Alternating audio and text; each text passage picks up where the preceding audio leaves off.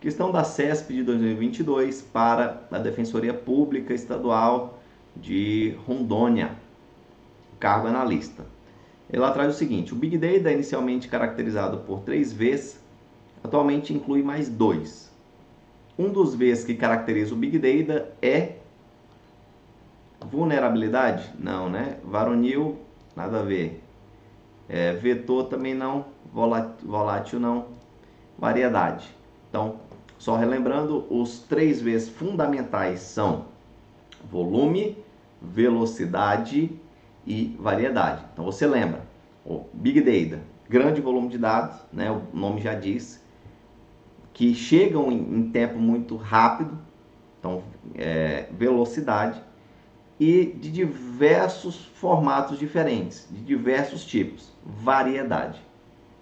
Ok? Essa é a analogia que você vai fazer. Então, grande volume de dados, que chega em uma alta velocidade e de variado tipo de dado, beleza? E aí você tem mais 2 que são valor e veracidade. A veracidade se preocupando com a qualidade do dado. Então aqui o único que está correto é variedade. Questão da CESP de 2022 para o Tribunal de Contas do Estado de Santa Catarina, o cargo auditor fiscal de controle externo na área de ciência da computação. E ela traz o seguinte, ó: Big Data necessitam de algoritmos de computação mais robustos em comparação aos algoritmos tradicionais de banco de dados, que não são capazes de lidar com os volumes de dados representados em um Big Data. Ora, questão da CESP, nós precisamos aí dividir para conquistar, né? Então, analisar cada parte de forma individual. O trecho que fala Big Data precisa de algoritmos mais robustos do que esses algoritmos de bancos tradicionais está correto, né? O Big Data ele trata de informações mais diversificadas, de tipos de dados diferentes, não padronizados. Então, não tendo um único padrão, né? Existem N padrões. E não, o banco de dados tradicional, ele segue um padrão só, os esquemas que foram definidos ali para aquele banco. Então, naturalmente, o algoritmo ele é mais complexo, aqui está correto. A segunda etapa, ela fala que não são capazes de lidar com volumes de dados representados em Big Data. Que os bancos tradicionais não conseguem lidar com os volumes de dados representados em um Big Data. Verdade também. O Big Data possui capacidade de armazenamento muito maior do que esses bancos tradicionais. Então, correto. Questão da CESP de 2022 para o Tribunal de Contas do Rio de Janeiro, para analista. E ela traz o seguinte, ó: no contexto de Big Data, os dados em formato de textos longos, de vídeos ou de imagens são considerados dados estruturados quando armazenados em um campo de um banco de dados relacional. E aí, pessoal, conforme a nossa aula aí sobre esse tema. Ora, se você assistiu a aula, você sabe que vídeos, imagens, textos longos, eles são tipos de dados não estruturados, né? Eles não possuem um padrão, uma estrutura pré-definida. Então, são dados não estruturados. Só essa primeira parte aqui já invalida, por mais que aqui traga uma condição, né? Aqui fala que são estruturados quando armazenados em um campo de banco relacional. Não, né? O fato de você pegar um dado não estruturado, como um vídeo, e armazenar num banco de dados relacional não o torna estruturado, ok? E uma imagem, por exemplo, ela vai ter que ser decomposta aí num fluxo de bytes, né, para ser armazenado num banco relacional. E você vai ter que transformar, você não pode armazenar a imagem ou vídeo do jeito que ele chega em um banco relacional. Então, essa alternativa aqui está errada. Questão da CESP de 2022 para o Tribunal de Contas do Rio de Janeiro. Uma vez que o Big Data engloba um grande volume e variedade de dados, o atributo veracidade tem sido inserido nas premissas do conceito para avaliar a confiabilidade e a consistência dos dados da solução. Correto, né, pessoal? A veracidade ela vai se preocupar justamente com a qualidade do dado, buscando aí garantir que o dado ele seja confiável, né, de modo que ele possa ser analisado e de modo que ele gere também informações corretas, né? Então, um dado que não é confiável, ele naturalmente vai gerar resultados, valores que não são confiáveis, ok? Então, a veracidade vai garantir essa confiabilidade e a consistência do dado. Então, questão correta. Questão da CESP de 2022 para o TCR Rio de Janeiro.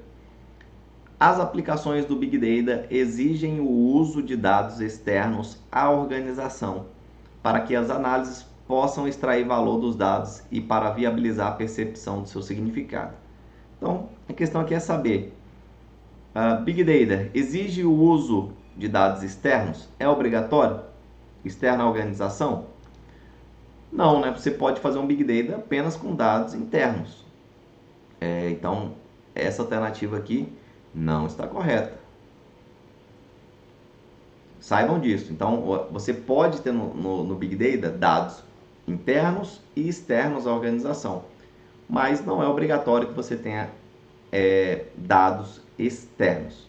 Questão da CESP de 2023 para CEPLAN, analista de planejamento na área de TI. E ela traz o seguinte: Big Data somente se aplica a dados não estruturados. Verdade ou falso?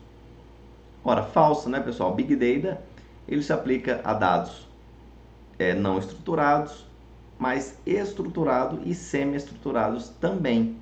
Então, não apenas dados não estruturados. Aqueles dados como registros de banco, por exemplo, que são dados estruturados, que seguem uma estrutura pré-definida, eles também se incluem, podem ser inseridos aí em um Big Data. Então, alternativa errada. Então, nós temos aqui a primeira questão, uma questão da CESP de 2022 para a ANP. A questão traz o seguinte: as aplicações em inteligência artificial são definidas como uma sub-área da área de aprendizagem de máquina, Machine Learning. E aí, o que vocês acham? Segundo a nossa aula, cujo link está aí na descrição do vídeo, a aprendizagem de máquina que, na verdade, configura uma sub-área da área de inteligência artificial, não é? Então, a gente tem a inteligência artificial que, de modo geral e superficial, ela busca entender o ambiente em que o sistema está inserido e, com base nos dados de entrada, tomar as decisões mais assertivas, né? E dentro dessa grande área nós temos a aprendizagem de máquina, que busca fazer com que o sistema aprenda de forma semelhante à forma humana, para que consiga, a partir de entradas rotuladas ou não, tomar as decisões ou realizar previsões, estimativas, classificações, entre outras possibilidades. Então, aqui os conceitos estão invertidos, questão errada, não é? Questão da CESP de 2020 para o Ministério da Economia, cargo Ministério da Economia. Questão da CESP de 2020 para o órgão Ministério da Economia. Essa questão diz o seguinte, ó: aprendizagem de máquina pode ajudar a clusterização na identificação de outliers, que são objetos completamente diferentes do padrão da amostra. Aqui, antes dessa afirmação, nós temos aqui, ó, julgue o seguinte item a respeito de Big Data, né? Uma coisa que vale a pena a gente mencionar aqui é que Aprendizagem de máquina e Big Data não são a mesma coisa, tá? Então, no Big Data a gente tem a parte que estuda, que gerencia todo o grande volume de dados que nós temos hoje em dia.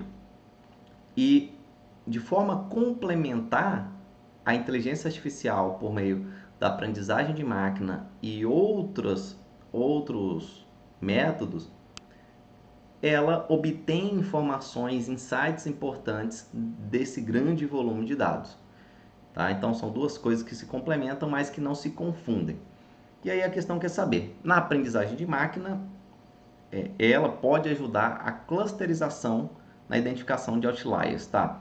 O que é clusterização? Clusterização é um método que busca classificar os dados que chegam no algoritmo, né? Então, os dados, clusterização é um tipo de algoritmo de método não supervisionado.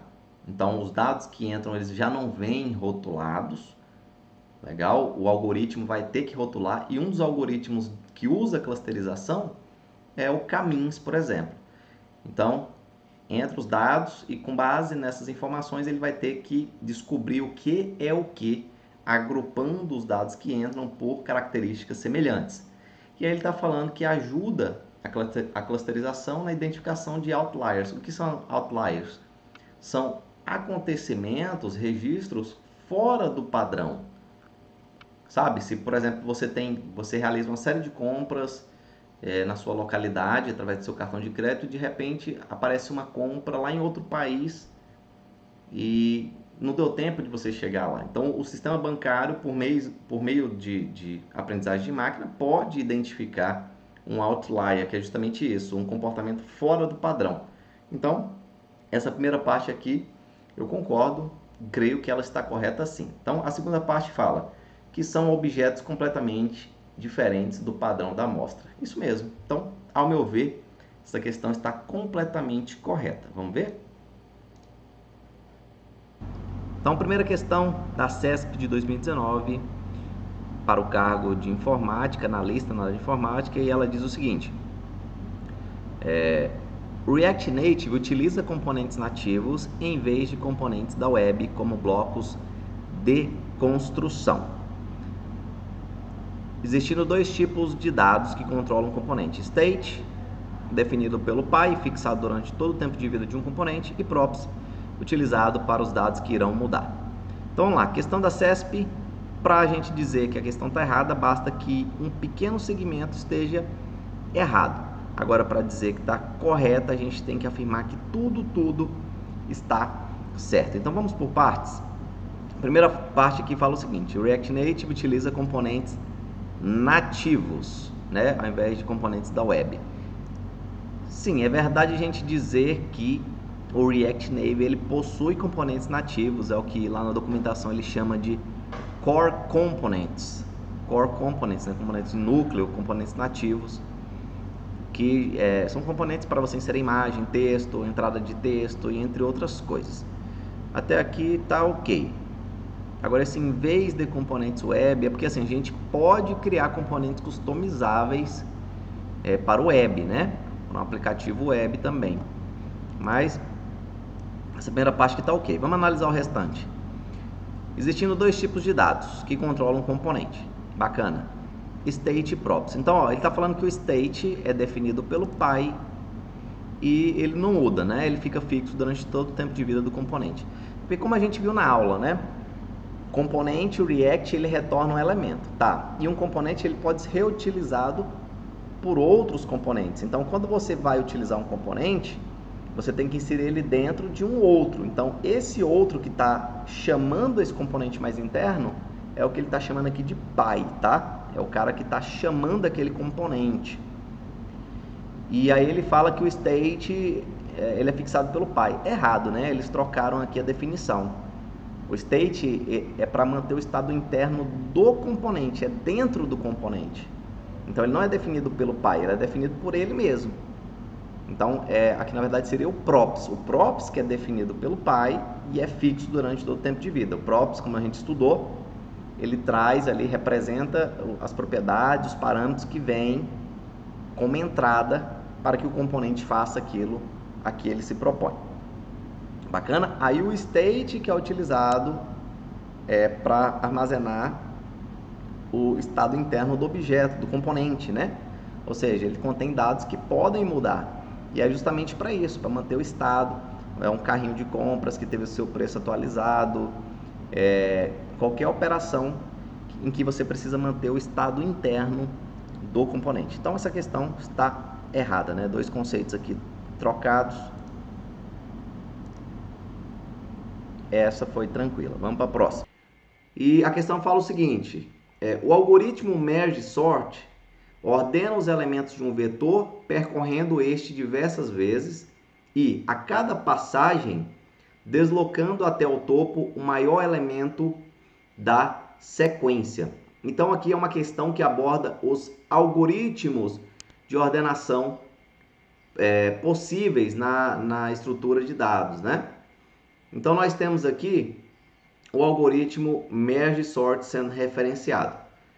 Ok, ele traz uma descrição sobre um algoritmo e ele apresenta o merge sort como sendo o responsável por essa execução.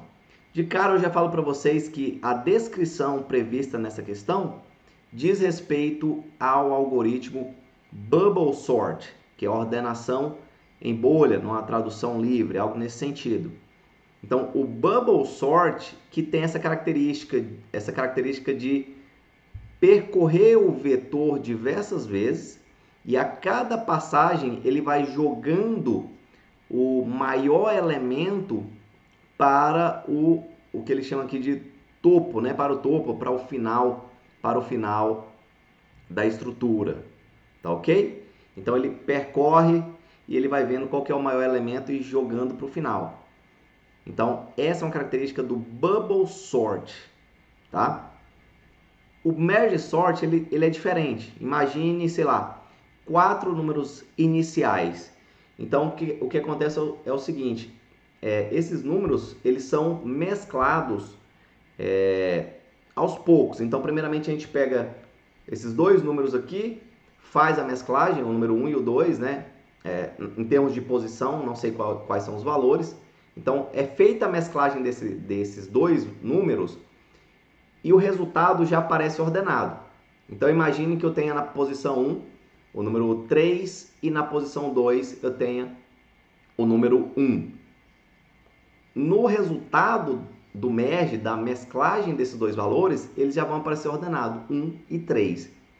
Os dois outros valores também vão ser mesclados já ordenados, ok? E aí depois você vai ter duas estruturas já ordenadas, menores, e elas vão ser mescladas novamente em uma única estrutura já ordenada. Então por isso que o nome fala merge sort, ok? Ordenação através aí de mesclagem, beleza? Então essa questão está errada.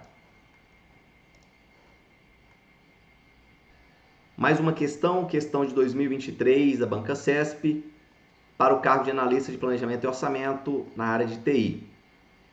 E ela fala o seguinte: sempre que houver uma remoção na estrutura de dados denominada fila, o elemento removido será aquele que está na estrutura há mais tempo.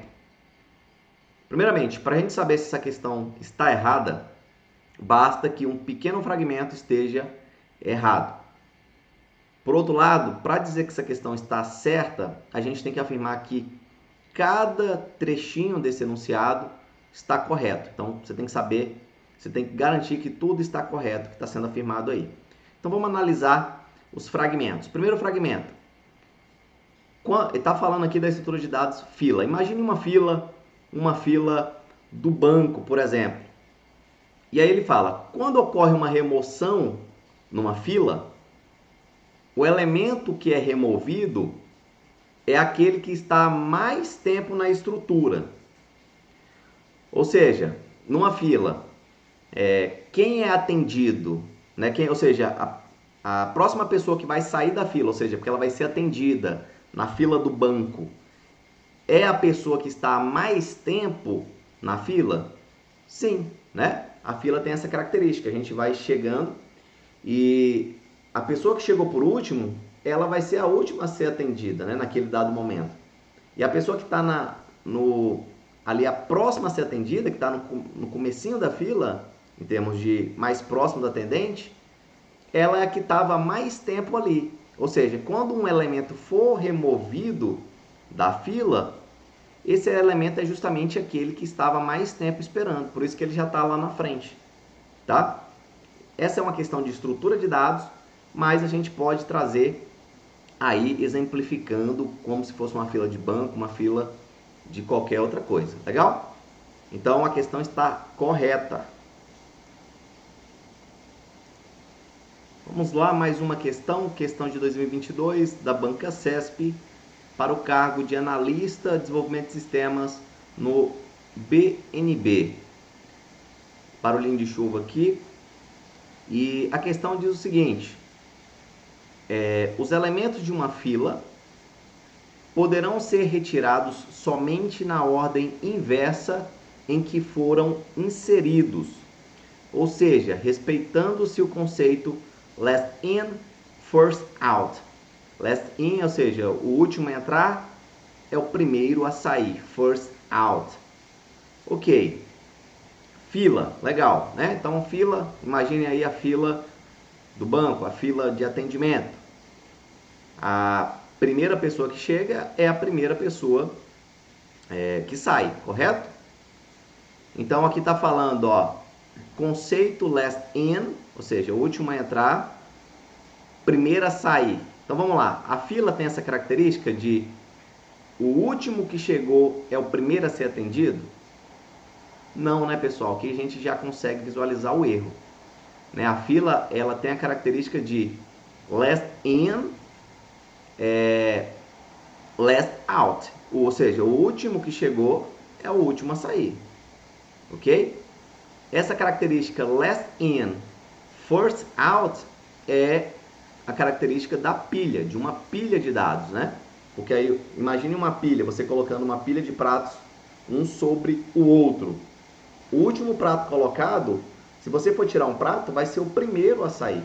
Então, o último que foi colocado é o primeiro a sair. Então, last in, first out é pilha. Então, aqui no caso, não é uma fila. Então, aqui a gente já consegue visualizar que a questão está errada. Esse trecho aqui, ó, que olha a pegadinha, né? Eles começam falando certo, ó. Na fila, os elementos eles podem ser retirados somente na ordem inversa que foram inseridos. Aqui está errado também, né? Na verdade, aqui está errado também. Não tem pegadinha, não. Tá tudo errado. Por quê? É na ordem inversa. Imagine aí, numa fila, os elementos saem numa ordem, eles são removidos numa ordem inversa ao que foram inseridos? Não. É a mesma ordem. Como assim, professor? Imagine aí a primeira, segunda e terceira pessoa que chegaram para serem atendidas, para comprar um sorvete. Justamente nessa ordem, a primeira, a segunda, a terceira, é que elas vão ser atendidas. A primeira vai ser a primeira a ser atendida, a segunda a ser atendida, a terceira a ser atendida.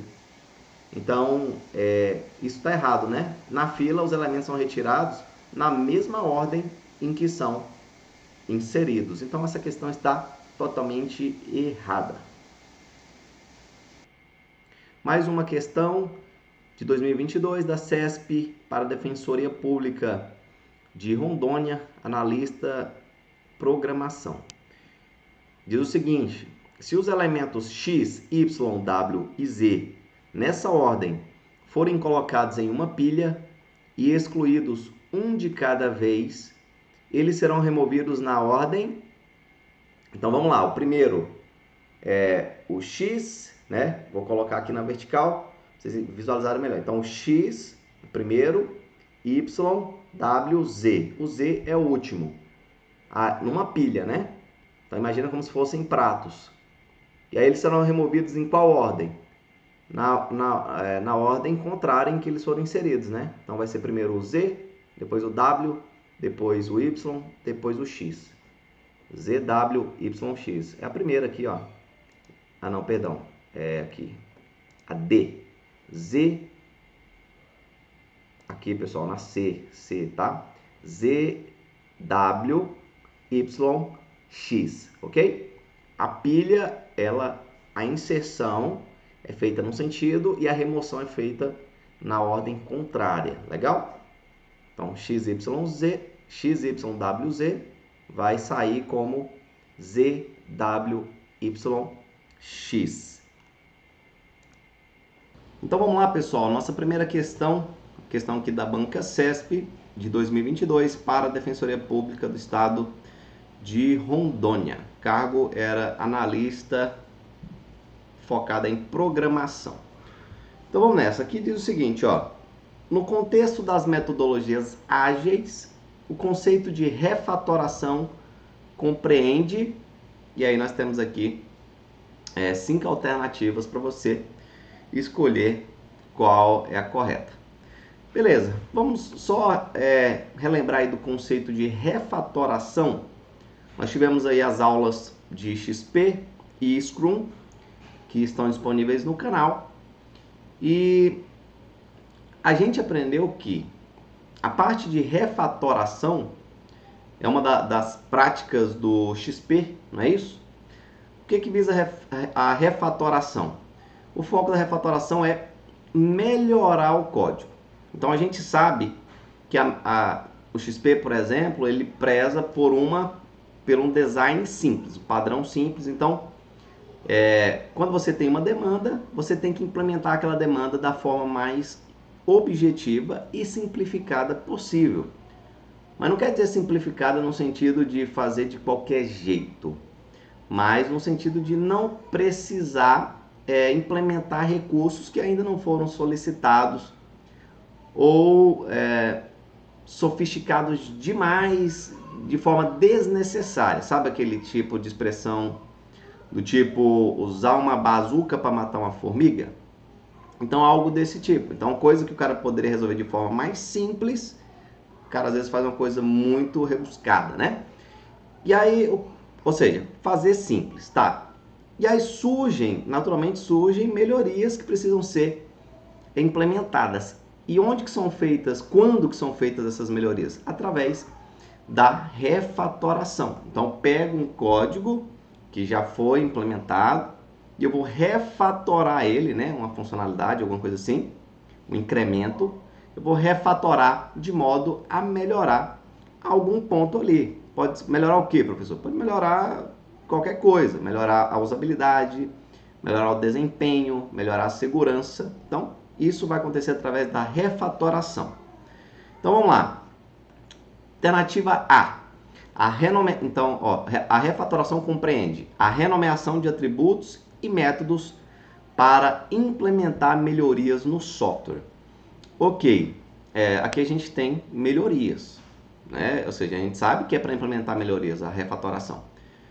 Mas tomar cuidado para não ser induzido ao erro. Então a gente tem que analisar todas as questões. Essa é uma dica para vocês, né? É comum a gente ver pegadinhas do tipo que trazem palavras-chave relacionadas ao tema, mas que estão ali te induzindo ao erro, principalmente as primeiras, né? Então, primeiro analise cada questão. Então, essa aqui, vamos lá, renomear atributos e métodos.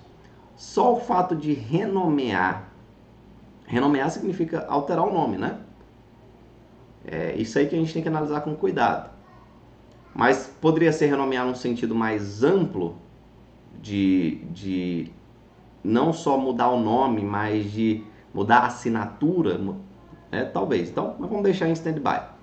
B. A decomposição de histórias de usuário em uma série de tarefas de desenvolvimento. Não, né, pessoal? Isso aí, a gente sabe que lá no XP os requisitos começam através das histórias de usuário, são retirados a partir daí. E aí, através do planejamento, a gente escolhe quais requisitos irão compor o ciclo, né, de desenvolvimento. Então, decompor as histórias em uma série de atividades de desenvolvimento? Não, né, não tem nada a ver isso aqui. A substituição do resultado de uma sprint inteira para atender a requisitos diferentes dos originais. Nada a ver, né? Mudar o resultado, substituir o resultado de uma sprint, ou seja, todo um ciclo de trabalho lá no Scrum, para atender a requisitos diferentes dos originais? Não, né, pessoal? A sprint ela tem os objetivos bem definidos. E também não, isso aqui não tem relação com a refatoração. A junção de alterações de código às funcionalidades do software já entregue. A refatoração ela compreende, a maioria das vezes, na alteração do código, sim. Mas a refatoração é no sentido de melhorar. Não é simplesmente alterar o código por alterar. Tem que ter a finalidade de melhorar o código. Mas deixa essa aqui. Se fosse para não eliminar, essa aqui eu deixava ela sem eliminar. Aí, o desenvolvimento de testes incrementais a partir de novos cenários. Não, né? Então, entre A e D, a que, a meu ver, pode estar mais correta seria a A. Renomear atributos e métodos para implementar melhorias no software. Vamos ver? É essa mesmo. Questão de 2022 da CESP para Petrobras, cargo analista de sistemas, engenharia de software. Com base nos conceitos de computação em nuvem, benefícios e alta disponibilidade, julgue o próximo item. Entre as principais características dos métodos ágeis, destacam-se a maximização da documentação formal e o envolvimento dos clientes. Beleza? Essa questão a gente tem aqui 2 pontos para serem avaliados, né? Questão verdadeiro ou falso.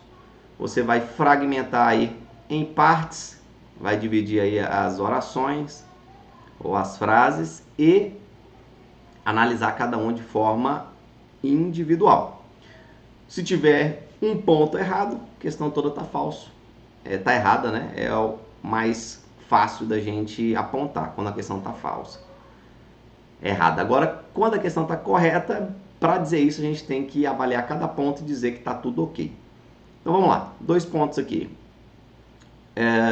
Características dos métodos ágeis. Maximização da documentação. Envolvimento dos clientes. Envolvimento dos clientes, sim. A gente sabe que nos métodos ágeis, uma das características marcantes é a presença do cliente, né? De uma pessoa ali que representa as necessidades do cliente.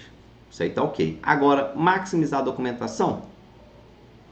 A gente viu lá dos princípios do Manifesto Ágil que software em funcionamento é mais importante do que documentação abrangente. Então, a ideia não é maximizar a documentação, e sim você reduzir isso em detrimento a entregar algo funcional, né? Então, essa questão está errada por conta deste ponto. Questão da CESP de 2022 para a Banrisul.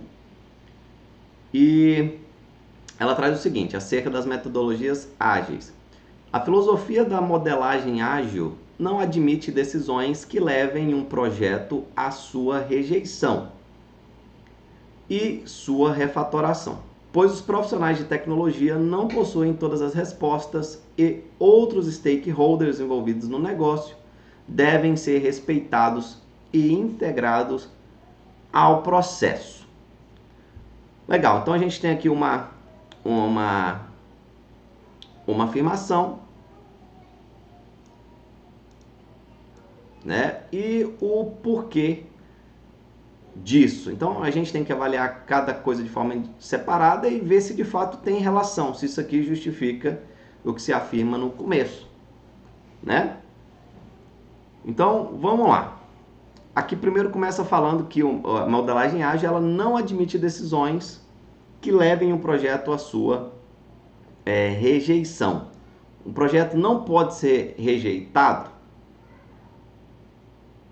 e também, ou seja, decisões que levem à sua refatoração. Não pode ser refatorado? É errado, né, pessoal?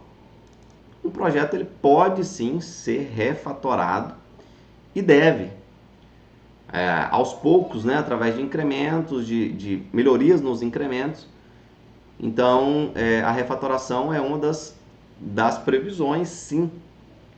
Beleza? E pode sim o projeto, etapas, incrementos do produto, do projeto que está sendo trabalhado, pode ser rejeitado sim. Por isso que existem os testes, né? Testes de aceitação, principalmente, que aí o cliente vai dizer se aquilo atende às suas expectativas, se é de fato o que ele estava esperando. Então, quando fala que não admite decisões de rejeição e refatoração, já temos 2 erros aqui de cara, né? E aí vamos ver o argumento que ele apresenta. Pois os profissionais de tecnologia não possuem todas as respostas. Isso é verdade, mas não tem relação com a primeira coisa, né?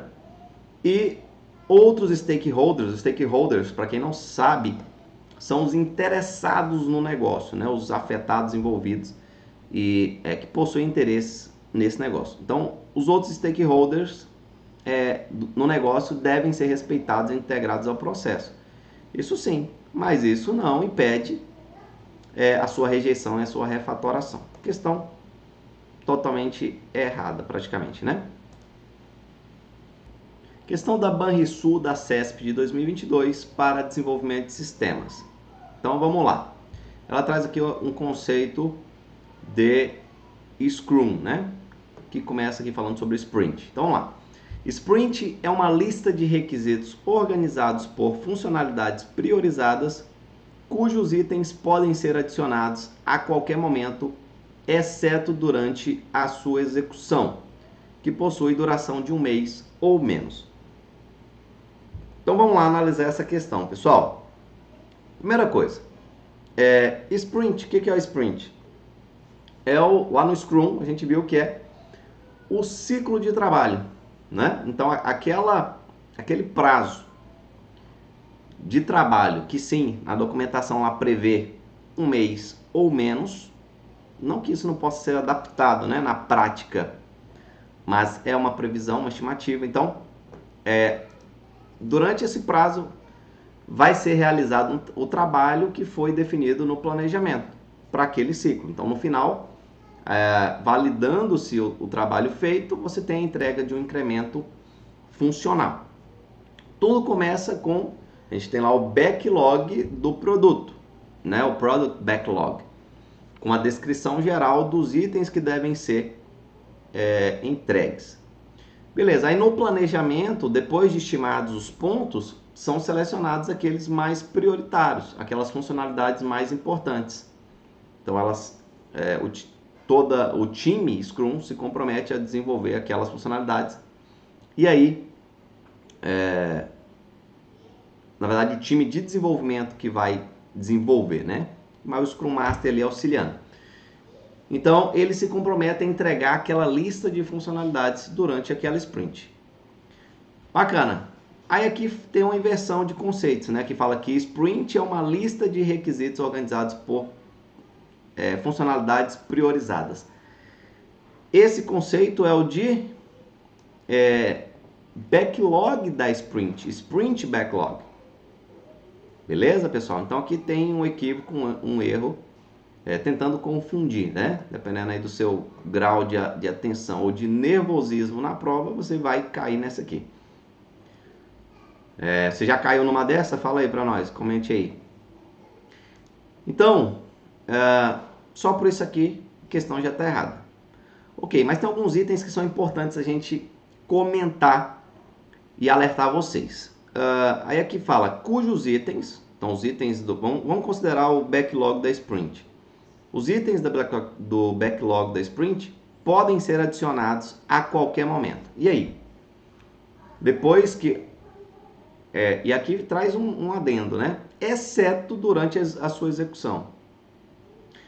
Então, os itens podem ser adicionados a qualquer momento do backlog da sprint, mas não durante a execução? Ora, a seleção a composição do backlog da sprint é para execução, não é isso? Então, se seleciona o que é mais prioritário para ser executado, para ser implementado durante a etapa de desenvolvimento, de execução. Então, isso aqui é um outro erro a mais para essa questão. É um segundo erro que torna a questão errada. Ok. Mas e aí, novos itens podem ser adicionados a qualquer momento? Aí eu quero mostrar para vocês um trecho da documentação aqui que é interessante. Aqui fala o seguinte, ó, backlog da sprint. Entrem lá no grupo, lá no nosso grupo de estudos no WhatsApp, que eu vou estar encaminhando para vocês esses documentos. Lá fala o seguinte, o backlog da sprint é um plano com detalhes suficientes para que as mudanças no progresso sejam entendidas durante a reunião diária. O time de desenvolvimento modifica o backlog da sprint ao longo de toda a sprint. Interessante saber isso. Beleza? Não é uma coisa estática. Então, o time de desenvolvimento modifica o backlog da sprint ao longo de toda a sprint. E o backlog da sprint vai surgindo durante a sprint. Ou seja, enquanto a gente está trabalhando, naturalmente são identificadas algumas mudanças, né? Ali nada como a prática, o seu contexto para influenciar no seu planejamento. Então surgem mudanças e elas são, aqui fala que o time modifica o backlog da sprint ao longo da sprint, ou seja, durante a execução. Legal? E este surgimento ocorre quando o time de desenvolvimento trabalha segundo o plano e aprende mais sobre o trabalho necessário para atingir o objetivo da sprint. Sempre que um novo trabalho é necessário, o time de desenvolvimento adiciona este item ao backlog da sprint. Beleza? Então estamos trabalhando. A gente viu que algo que não foi notado lá no planejamento. Para conseguir implementar esse negócio, a gente vai precisar fazer mais outra coisa. Então, adiciona esse item no backlog da sprint. E conforme o trabalho é realizado ou completado, a estimativa do trabalho restante é atualizada. Ok? Então, natural, né? À medida que vão surgindo novos pontos que precisam ser resolvidos ou implementados, naturalmente isso vai impactar no prazo. E quando os elementos do plano são considerados desnecessários, eles são removidos. E aí uma questão aqui que pode cair em concurso e que é importante. Vamos lá. Somente o time de desenvolvimento pode alterar o backlog da sprint durante a sprint. Ok? Vou falar de novo. Então, durante a sprint, somente o time de desenvolvimento pode alterar o backlog da sprint. Beleza? Então, só ali o pessoal que está trabalhando na implementação, na construção do produto, pode alterar isso. Os programadores. Ok? E não confundam o time de desenvolvimento com o time Scrum. O time Scrum envolve aqueles 3 papéis principais, né? Tem o time de desenvolvimento dentro do time Scrum, mas tem também o Scrum Master e o Product Owner. Ok? Então, a gente já sabe agora dessa informação que só o time de desenvolvimento pode alterar o backlog da sprint. Ok, então essa questão, por vários pontos aqui, ela está errada. Mais uma questão da Banrisul, da CESP de 2022, para desenvolvimento de sistemas. O Sprint Backlog é formado unicamente, essas palavras são boas, né? Então, toda palavra que generaliza, né? Ou sempre, nunca, todos, unicamente, né? Ou especifica demais, a gente já coloca os 2 pés atrás. Então, o Sprint Backlog é formado unicamente dos itens do Product Backlog selecionados para a Sprint e da meta da Sprint. E aí, é verdade isso ou não? Não, né, pessoal? Então, no Backlog da Sprint, a gente tem sim itens selecionados do Backlog do produto. Claro, então daquela listagem se seleciona os itens mais prioritários, mas não unicamente, tá? Temos outros requisitos que podem ser incorporados ali no backlog da sprint. Beleza? Então você tem a meta também, que é itens relacionados à meta, Vocês lembram de requisitos funcionais e não funcionais? Nem tudo é relacionado à funcionalidade, beleza? Existem coisas relacionadas a características também daquilo que vai ser entregue.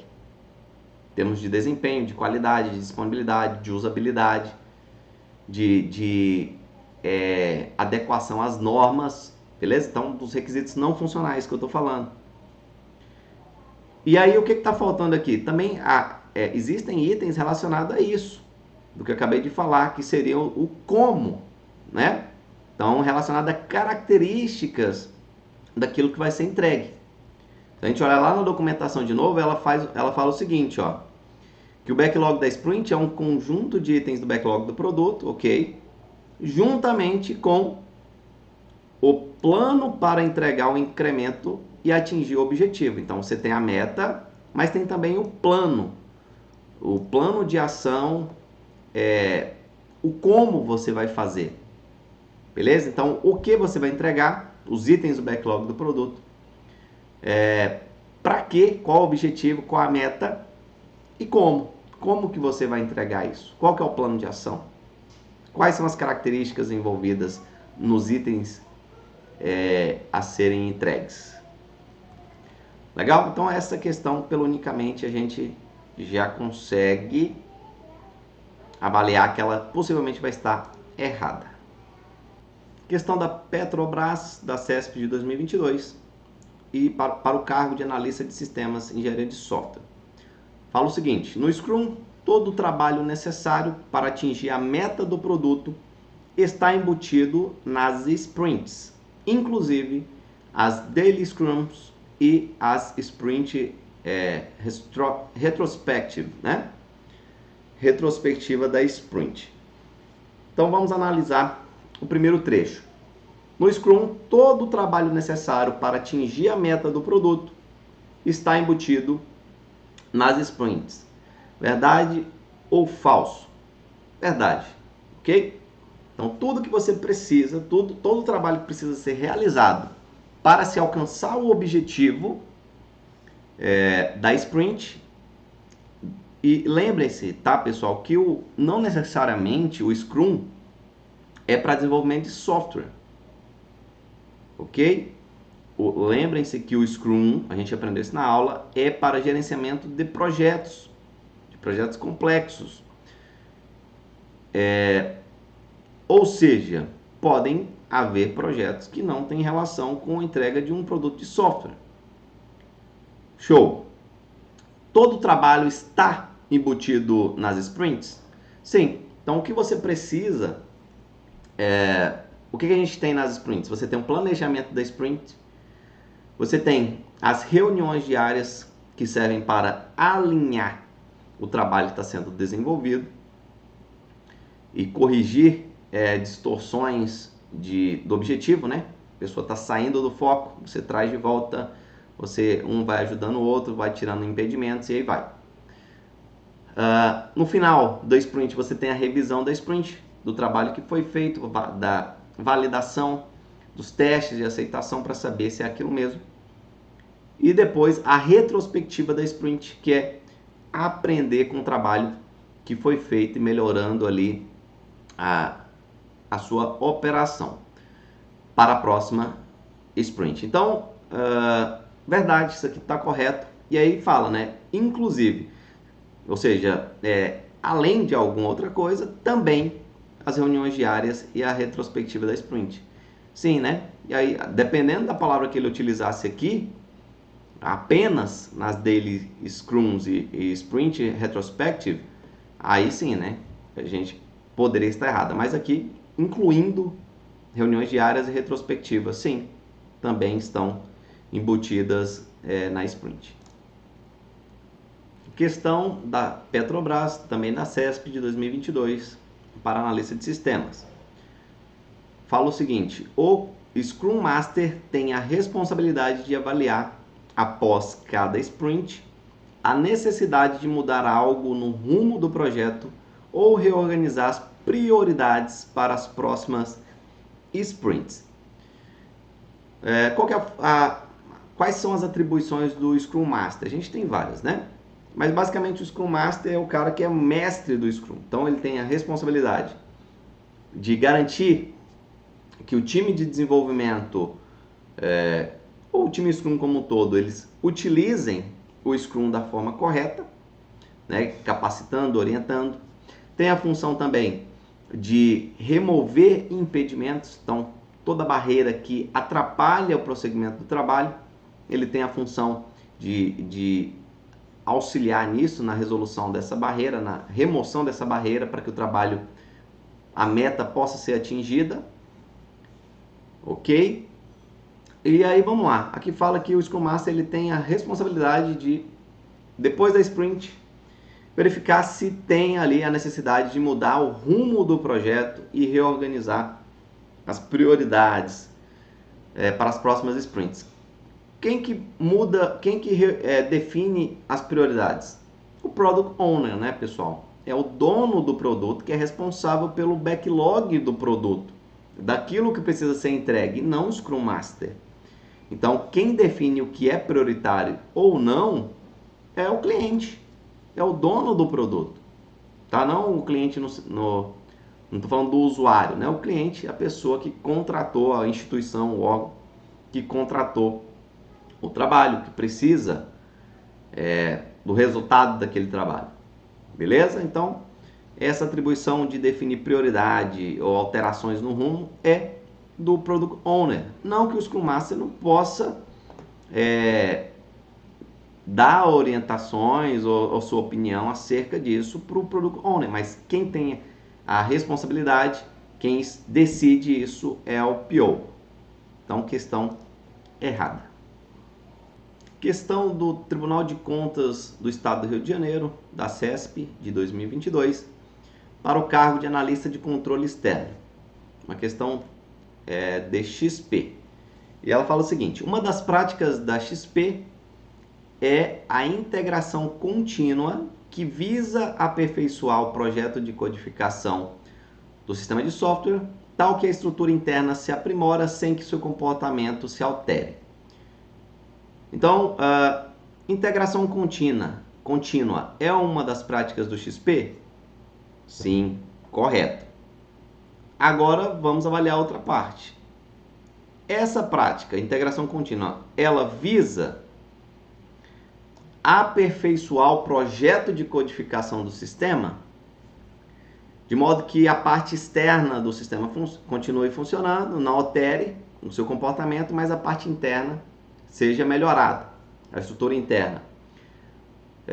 Aqui mudaram conceitos, né? Aqui está falando de outra prática. A prática que visa aperfeiçoar um código é a refatoração. Então, a refatoração ela busca alterar o código para melhorar algum ponto, beleza? Mas isso vai acontecer internamente. Externamente, para o cliente não tem mudança nenhuma. Então vamos supor que o cliente, sei lá, ele faz uma consulta, mas que ele está achando muito demorado ali o tempo para exibir o resultado daquela consulta. Então pode ter um trabalho de refatoração para melhorar o código interno e, consequentemente, a gente ter o resultado mais rápido disso, né? Então, a funcionalidade vai ser a mesma. Externamente não vai alterar para o cliente. Ele vai continuar fazendo da forma como ele sempre fez, né? O cliente ou o usuário, especificamente, falando aqui nesse ponto. Quem vai usar o sistema. Então, para ele, ele vai continuar usando da mesma forma. Não vai alterar o comportamento externo, mas internamente você tem uma alteração. Então, isso é refatoração. A integração contínua é para tornar viável o trabalho colaborativo também, né? Você tem ali vários desenvolvedores, então, através da integração contínua, você tem um repositório compartilhado para integrar o trabalho que está sendo desenvolvido. Então, quando os pares, né, as duplas, terminam o seu trabalho, depois de tudo testado, estando ok, eles vão lá e integram o código dele através da prática de integração contínua de modo que esse trabalho seja acoplado, incrementado no produto em funcionamento, no núcleo do produto em funcionamento. Beleza? Então você vai ter mais uma peça, mais um recurso, um módulo funcionando ali. E é uma forma também de ter sempre uma versão funcional do produto ali disponível. Beleza? Então isso é integração contínua. Então aqui conceitos invertidos. Resposta errada.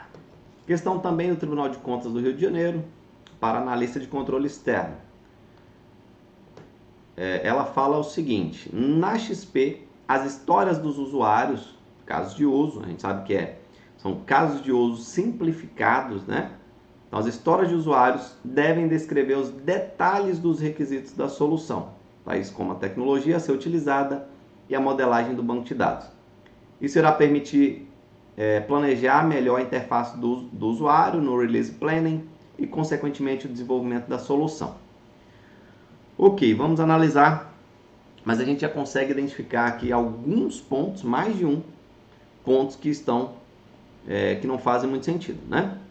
Então, o que são as histórias de usuário? A gente já aprendeu que as histórias de usuário, elas, aqui como fala, são casos de uso simplificado e elas trazem o requisito, né? Então, é uma das formas de descrever ali no XP o requisito do usuário, aquilo que precisa ser entregue, ok? Então, mas isso é num linguajar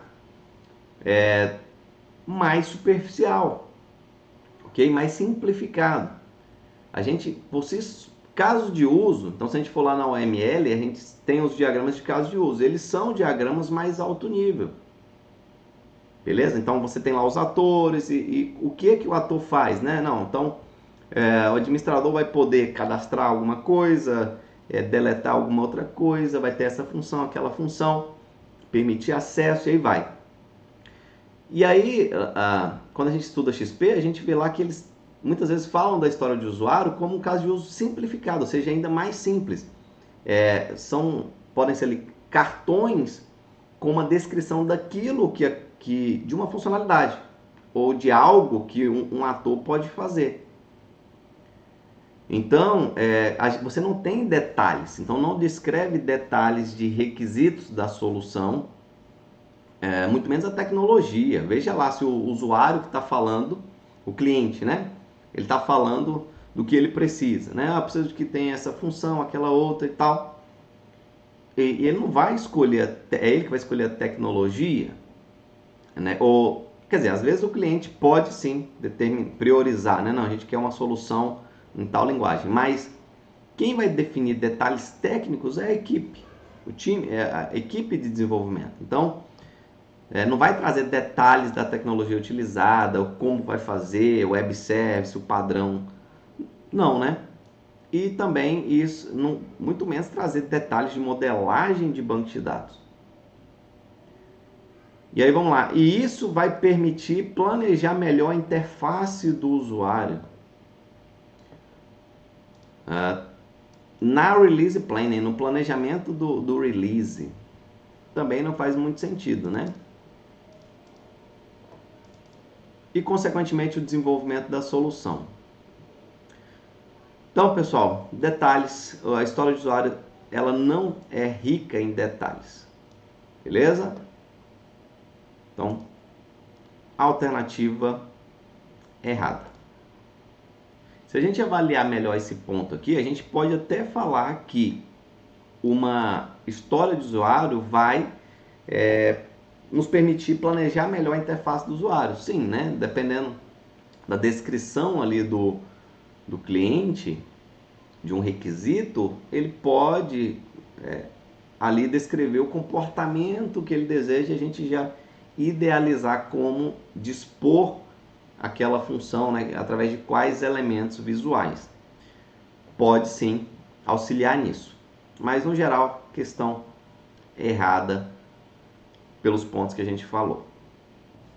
Questão da Procuradoria-Geral do Estado do Rio de Janeiro, da CESP de 2022, analista de sistemas. Então vamos ver a questão. A metodologia XP define que a programação seja feita em pares. Até aqui? Tá? Ok, verdade. E aí descreve essa prática. 2 desenvolvedores codificam o mesmo programa, sim, ao mesmo tempo e no mesmo computador. Sim, né? A gente sabe que uma das práticas do XP é a programação em pares, né? Que permite ali a revisão do código. Então você tem um companheiro que ele vai te ajudar nessa questão de revisar o código, de apontar alguma falha, uma melhoria. Você tem um intercâmbio de experiências, né, de conhecimentos. E a dupla vai se alternando aí na programação, né? Então, uma hora eu estou programando, depois é o colega, e aí, inclusive, os pares vão se alternando também. Ok. Aí tem aquela questão, né? Esse programa no mesmo computador? Sim. Ao mesmo tempo, se alguém for interpretar de forma literal, né? O cara vai falar, não, mas não é ao mesmo tempo, né? Como é que tem 2 pessoas programando ao mesmo tempo? Só tem um teclado. Mas, assim, para fins práticos, eles estão trabalhando ao mesmo tempo na mesma coisa. Então, por mais que tenha um digitando, o outro está direcionando também o desenvolvimento. Então, eles estão trabalhando ao mesmo tempo. Então, essa questão, à primeira vista, está certa. Vamos avaliar? É isso mesmo. Questão da Apex Brasil de 2022 para o cargo de Tecnologia da Informação e Comunicação, especialidade de Sistemas e Aplicações. Em relação à metodologia XP e seus valores fundamentais, assinale a opção que apresenta aquele que permite ao cliente conduzir diariamente o desenvolvimento e garantir que a equipe direcione suas atenções àquilo que irá gerar mais valor. Então, avaliando aqui esses valores do XP, então a gente tem a comunicação, a simplicidade, o feedback, coragem e o respeito também, né, que não está aqui. Então, quais desses valores permitem que o cliente conduza o trabalho que está sendo desenvolvido e também que ele ali gere mais valor, né? E o que é o gerar mais valor? É entregar aquilo que de fato o cliente está querendo e que agregue valor a ele. A simplicidade permite isso?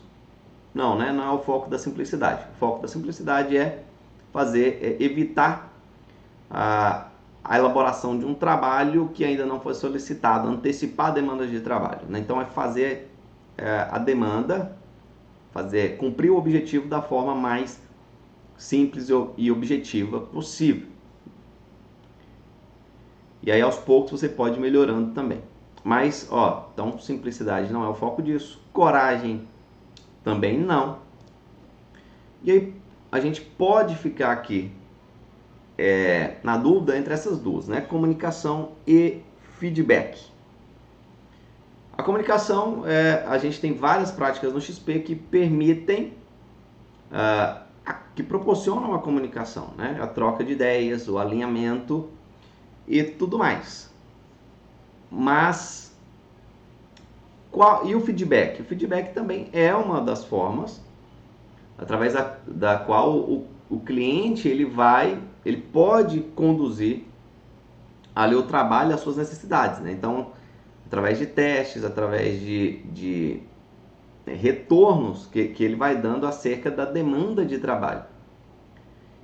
E claro que o feedback ele vai nos proporcionar uma maior entrega de valor, né? Porque, vamos lá, se eu me encontro com vocês um dia e solicito que vocês desenvolvam uma funcionalidade, beleza, aí vocês começam a trabalhar e aí vão surgindo dúvidas ao longo do processo de desenvolvimento.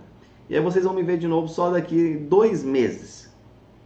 E aí daqui 2 meses que eu vou dizer se é mais ou menos aquilo que eu estava querendo ou não. Então, quando você tem o cliente presente, através do feedback constante dele, você consegue tirar essa dúvida de forma diária, beleza? No trabalho do dia a dia, de modo que você vai corrigindo distorções no trabalho. Ok? Então, o feedback, ele permite essas questões que estão sendo colocadas aqui. A comunicação também, sim, mas aqui tem mais relação com o feedback. Questão da Banrisul, da CESP de 2022. O TDD, que é o Test Driven Development, como atividade da XP, sim, ela é uma atividade da XP, uma prática, é uma forma disciplinada de organizar o código, alterando-o de modo a aprimorar sua estrutura interna sem que se altere o comportamento externo do software. E aí? O que é o TDD? O TDD é o desenvolvimento dirigido a testes. E o que prega o TDD? Que antes mesmo da gente implementar uma funcionalidade, você tem que testá-la. A primeira coisa você cria o teste, esse teste vai falhar, porque não tem a funcionalidade pronta ainda. Depois você implementa a funcionalidade e essa funcionalidade ela vai passar no teste. Ok? E o que está falando aqui? Que prática é essa que permite organizar o código, aprimorando sua estrutura interna sem alterar o comportamento externo? Refatoração, ok? Então você já memoriza, já anota, já faz seu resumo, seu mapa mental com esses pontos, essas palavras-chave. Refatoração: aprimorar, melhorar a estrutura interna sem alterar comportamento externo do software, ok? Melhorar, aprimorar a estrutura interna sem alterar comportamento externo. Legal? Então, você não vai errar mais aí questões relacionadas à refatoração. Só para auxiliar vocês na compreensão do TDD, o TDD ele é organizado da seguinte forma. Você tem que escrever um teste. Antes de implementar a funcionalidade, você vai escrever um teste que vai falhar, obviamente, porque você não tem a funcionalidade pronta. Beleza? Demarcado aí normalmente pela cor vermelha. Tá? Eu vou até colocar aí a imagem para vocês que vocês visualizem melhor. Depois, você implementa a funcionalidade e faz ela passar no teste. Ok? É o verde, tá? Delimitado aí pela cor verde. Depois, você refatora o código para melhorar, né? A gente já viu aí que a refatoração busca melhorar a estrutura interna do código. Legal? Então você tem esse ciclo de escrever o teste, que vai falhar, depois implementar a funcionalidade, que vai passar, e depois refatorar. Então vermelho, verde, e a refatoração às vezes muda de cor dependendo do gráfico, né? Mas azul normalmente, ou às vezes roxo. Mas principalmente lembre aí do vermelho, verde, ok? Então vai falhar, escrever o teste, ele vai falhar porque não tem a funcionalidade, depois verde, quando você implementar a funcionalidade e ela passar no teste. Então essa questão está errada. O cargo de analista da Defensoria Pública na área de programação. Bem, esta é uma questão de JavaScript. Tá? Segundo enunciado aqui, este seria um código escrito em JavaScript, que a gente tem aqui algumas variáveis, e aí uma operação que vai gerar um resultado e o qual vai ser atribuído a variável C. E aí se quer saber qual o valor de C. Vamos analisar a questão. Primeiramente, uma coisa nos chama a atenção aqui, né? Que é essa questão do uso do int em JavaScript? Em JavaScript, a gente tem basicamente a variável number, não é? Para o tipo de dado number para representar dados numéricos. E aí está inserido nesse grupo os valores inteiros e o de ponto flutuante. Logo, essa questão deveria ser anulada. Mas vamos considerar que a gente utilizou aqui o var, né? Ou o let, para declarar as variáveis A e B. E aí, com o valor atribuído, o JavaScript entende que essa variável é um number. Então, beleza, temos aqui duas variáveis A e B. A recebendo 3, B recebendo 7 e C aqui nesse ponto está indefinido, mas depois dessa operação vai ser atribuído um valor para C. E aí vamos lá, vamos analisar essa expressão, considerando aqui a parte de incremento e decremento. Nós aprendemos na nossa aula de JavaScript que esse mais representa um incremento, né? Um incremento de mais um. Então, quando eu falo A mais, significa que A vai receber A mais 1. Beleza? Dessa forma, vou colocar no código aqui para a gente entender. Eu até joguei esse código aqui, ó, só para vocês verem que o int, ó, não é reconhecido aqui no JavaScript, tá? Seria a forma correta de declarar seria assim, ó, var. Beleza? Aí você estaria correto dessa forma. Ok, então quando a gente fala, eu tenho A lá em cima, o A igual a 3. Aí quando eu falo A mais, significa que A vai receber, é o mesmo que isso aqui, ó. A vai receber A mais 1. Correto? Seria o mesmo que fazer isso aqui. Agora, quando eu coloco A menos, isso é o mesmo que falar que A vai receber A menos 1. Então, o que muda? Vamos testar aqui algumas coisas. Então, por exemplo, eu vou deixar aqui o A mais e vou exibir num log o resultado de A. Logo, A começou com o valor 3. Né? Então, quando eu coloco A mais, vai somar mais 1. Então, quando eu exibir no log, o A vai ser igual a 4. Né? Então, nós podemos ver aqui, ó, o valor de A, que é 4. Tá? Se eu fizer duas vezes, ó, A mais de novo, agora 5, né? Porque somou mais um aqui. E observem que desta forma, o mais pode vir antes ou depois, tá?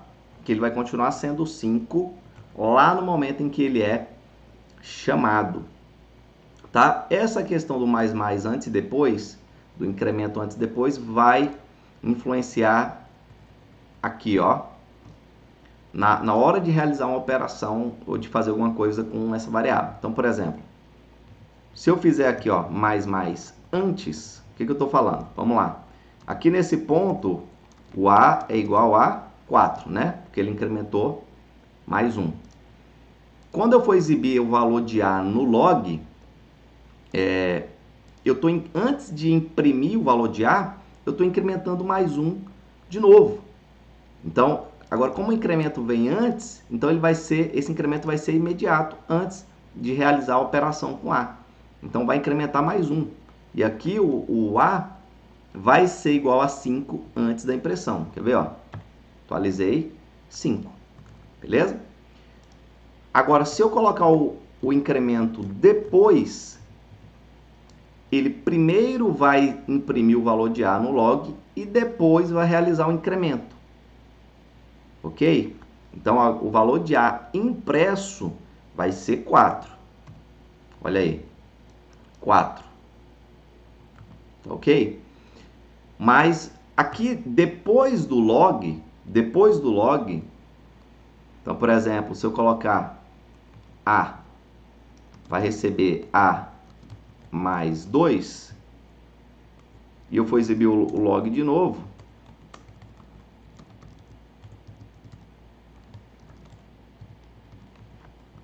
vamos entender uma coisa. Aqui, pessoal, ele imprimiu 4 porque ele realizou o incremento depois, tá? Primeiro ele imprimiu o valor de A, que era 4, e aí depois ele incrementou mais 1. Ou seja, depois desse log, o A passa a ser 5, sim, tá? Sendo um incremento antes ou depois. Ele vai incrementar mais 1 e o A vai ser igual a 5. E aí aqui, ó, eu estou falando que A vai receber A mais 2, ou seja, vai para 7. Né? Nesse ponto aqui, A é igual a 7.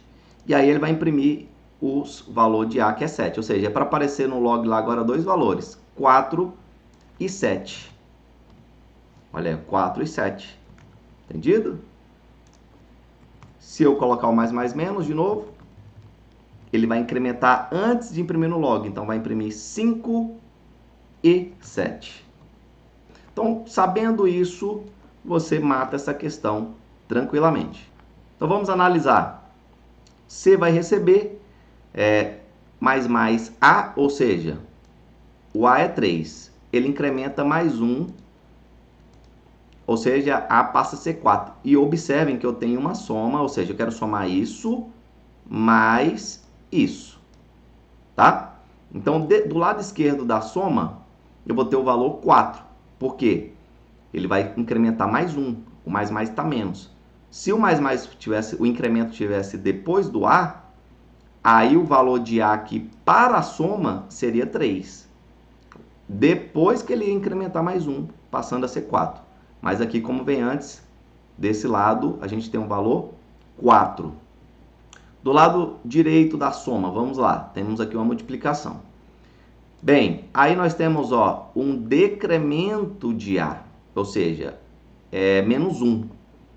Tá? E como vem antes, ou seja, ele vai realizar isso aqui imediatamente, antes da operação. Então, quanto que vale A agora?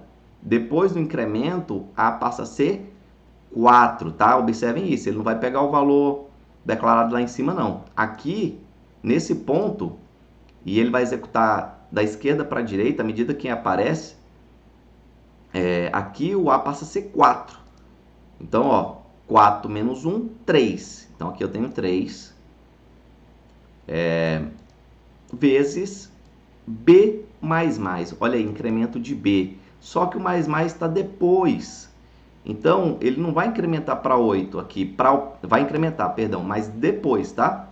Para a operação, B continua sendo 7. Então, 3 vezes 7 dá 21. Né? Então, o resultado dessa operação será 21. Somando mais 4, nós temos 25, que é a resposta dessa questão. Tá ok? Então, se atentar só essa questão aqui do incremento e o decremento antes e depois, tá bom? Aqui, vou mostrar para vocês lá, vamos jogar na prática aqui. Se alguém ficou com dúvida ainda, vamos tirar essa dúvida. Então, só para confirmar, vou jogar aqui no log, valor de C, e aí nós temos o valor 25, tá? Aqui, por exemplo, só para vocês verem, se eu tivesse aqui só isso aqui, olha lá, A é 3, decrementou menos 1, então aqui fica 2, não é? 2, ok? Aqui, multiplicando B mais, né? Mas o incremento ele vem depois, então ele não entra nessa operação. Então vai ficar 2 vezes 7 aqui, dá 14, se eu considerar só esse trechinho de código, tá? Então aqui o resultado nesse ponto é 14. Assim, ó. Aqui C é igual a 14. Vamos ver o resultado? Tá aí, ó. C é igual a 14. Agora, o B, ele vai para 8 aqui, tá bom? Se a gente exibir o valor de B posteriormente, ó, console.log B passa a ser 8. Por quê? Porque, por mais que não tenha entrado na operação aqui a soma, o incremento, ele realiza depois dessa operação.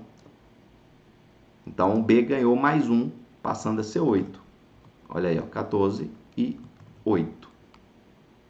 Eu tenho aqui uma primeira questão da CESP de 2021 para o SERPRO, Cargo Analista de Desenvolvimento de Sistemas. Então aqui fala, a respeito da tecnologia de integração com o RESTful, julgue o item a seguir. E aí o item é o seguinte, ó, as interações acontecem sem controle de estado, que é o mesmo que stateless. Tá correto? E aí a gente tem que analisar aqui os dois trechos, né? Você tem que fragmentar, dividir para conquistar nessas questões de verdadeiro ou falso. E aí, no REST, as interações acontecem sem controle de estado e depois, não ter controle de estado é o mesmo que stateless, né? Às vezes o começo pode estar certo, mas o final pode estar errado. Então, sim, não ter controle de estado é conhecido como stateless, tá? Ou seja, sem estado. O nome em inglês já nos indica isso. Ok? Então esse trecho está correto. Agora, no REST, a gente não tem controle de estado? Sim, pessoal, essa é uma verdade, esse é um tópico que eu me recordo que eu não abordei na aula. De fato, em uma arquitetura REST, a gente não tem um controle de estado. O que significa isso? Que as requisições, elas são independentes e elas não armazenam informações de requisições anteriores. Então, cada uma é feita do zero, ok? Então, você não consegue recuperar uma situação anterior. Então, essa é uma característica importante que eu recomendo que você coloque, anote aí no seu rascunho, no seu resumo acerca da arquitetura REST. O REST, as requisições elas são stateless, sem controle de estado. Então, essa questão está correta.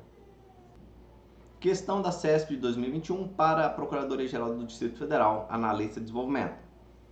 E aí vai trazer aqueles padrões, linguagens que a gente estudou lá na aula de Web Service, né? Então, ó, a respeito dos padrões XML, SOAP e WSDL, julgue o item que se segue. O WSDL é uma linguagem baseada em XML e utilizada para descrever Web Service. Correto ou errado? Dá uma pausa aí, consulte aí a sua fonte de estudo e o que você acha? Então, primeira parte, vamos lembrar primeiramente o que é o WSDL. Web Service Description Language, ou seja, linguagem de descrição de serviços web.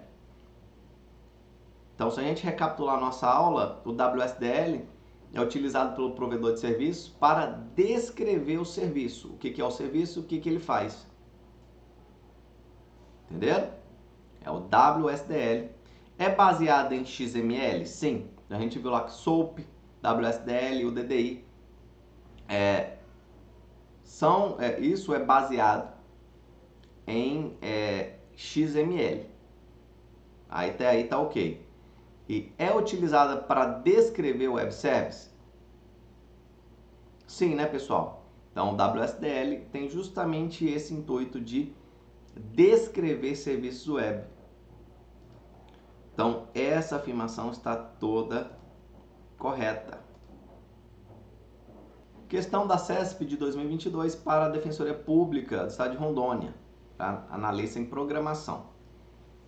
E aí fala, ó, o REST emprega um protocolo universal HTTP, sim, para oferecer um serviço web simples e aberto. Os verbos HTTP, né, os métodos, são utilizados para realizar chamadas e indicar para o serviço que ação deve ser realizada. Assinale a opção que indica o verbo usado tipicamente para atualização de um recurso existente. E aí a gente falou lá do CRUD, né, feito por meio dos métodos HTTP, numa arquitetura REST. E aí nós temos o para criar, né? Para criar, o create, pensando aí no CRUD. A gente tem um post, que é quando você quer armazenar e persistir uma informação, o post, ok? O get é para recuperar, o retrieve, para recuperar uma informação.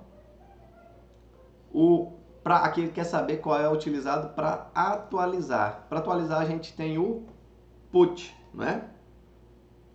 E o delete para deletar.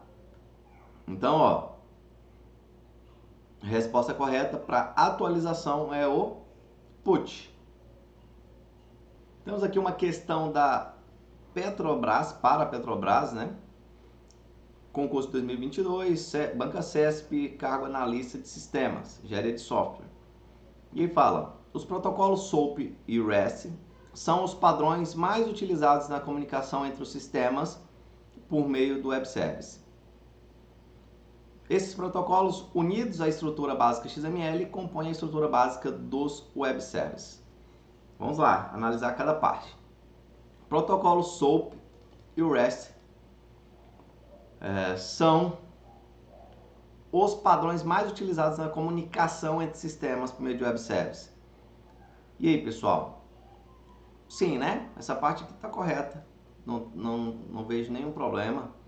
Ela está bem tranquila. Então, SOAP, sim, é uma forma de comunicação entre sistemas heterogêneos em um web service. O REST também. O REST vai trabalhar em cima dos métodos HTTP. E o SOAP vai trabalhar em cima por meio de mensagens XML. Não é isso? REST, HTTP, SOAP, XML. Então, esse primeiro trecho é correto, né? São os padrões mais utilizados na comunicação entre sistemas em web service. Aqui tá ok.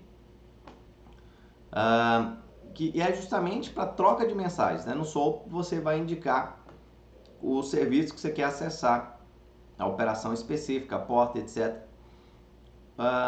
O REST também, o que você quer. Você quer obter um serviço, você quer atualizar e etc. Esses protocolos, unidos à estrutura básica XML, compõem a estrutura básica de um web service. Que sim, o SOAP e o REST, eles compõem sim a estrutura básica de um web service. A única coisa que para mim não está muito clara aqui, que vai exigir um maior raciocínio nosso, é pensar essa questão de que se o XML também compõe a estrutura básica dos web services. Quando a gente fala por REST, a gente não precisa especificamente do XML, não é?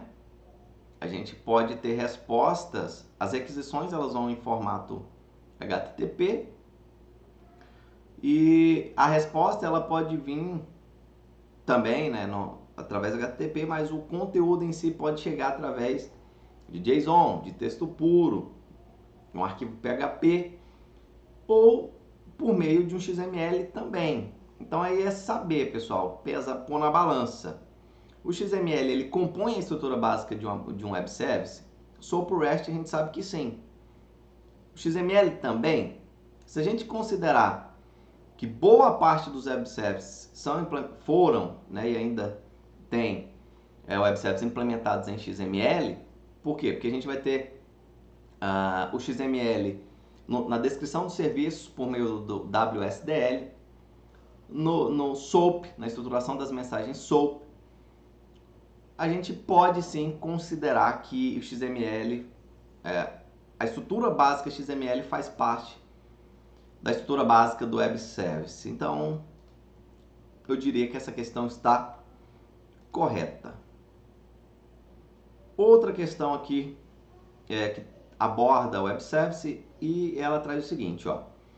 O Universal Description Discovery and Integration, que é o DDI, é a representação de dados e metadados sobre serviços da web e consiste de um registro para uso em uma rede pública ou na infraestrutura interna de uma organização para classificar, catalogar e gerenciar serviços. E aí, pessoal, o UDDI. Se a gente buscar na aula, a gente vai lembrar que o DDI é utilizado para organizar a publicação dos nossos serviços, né? Então você vai ter através do DDI, a gente vai ter uma descrição, uma listagem dos serviços disponíveis e onde que eles onde que eles podem ser acessados, né? E uma descrição acerca do serviço. O contrato formal acerca do serviço também você encontra lá. E aí, lembra das páginas? Que no DDI a gente tem a organização do serviço em páginas, né? As páginas brancas, com informações acerca do provedor do serviço, nome, telefone, e vai. A gente tem as páginas amarelas, que trazem a classificação do serviço em categorias, né? Uma forma de você organizar o serviço. E as páginas verdes, que trazem informações técnicas de acesso ao serviço. Então, o DDI é a representação de dados e metadados sobre o serviço. Então, tem informações acerca do serviço? Sim. E consiste de um registro? Sim, né? O DDI ele vai ficar lá no registro de serviços, né? Implementado por meio de um DDI. Para uso em uma rede pública, ok, ou na infraestrutura interna, pode usar, da organização. Ou seja, pode ser utilizado dentro e fora da organização. Tá, ok. E aí serve para classificar, catalogar, sim, a gente consegue catalogar os serviços e gerenciar os serviços. Aí é a questão de interpretação, né? Eu diria que permite classificar e catalogar, sim. O gerenciar me gera mais algumas dúvidas. Mas se a gente partir do pressuposto que através do DDI você consegue organizar os serviços de uma forma que vai tentar, que claro, né, a organização vai sempre buscar os objetivos do negócio, né, as metas estratégicas. Então a gente pode dizer que permite gerenciar os serviços também. Então eu diria que essa questão está toda correta. Questão da PGE do Rio de Janeiro para o cargo de analista de sistemas. Vamos olhar, vamos analisar. Um componente de uma arquitetura orientada a serviços é a descrição WSDL, Web Service Description Language, que é responsável por encontrar um serviço e sua descrição na web. Vamos lá?